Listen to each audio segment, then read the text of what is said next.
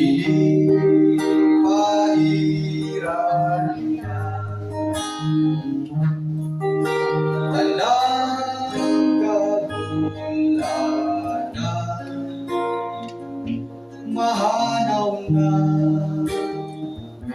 kining tanan dito sa langit. Ang mga luha pahiran niya sa kinabuhi ka nining kalibutan na dunay kapagyasan nga maangkunta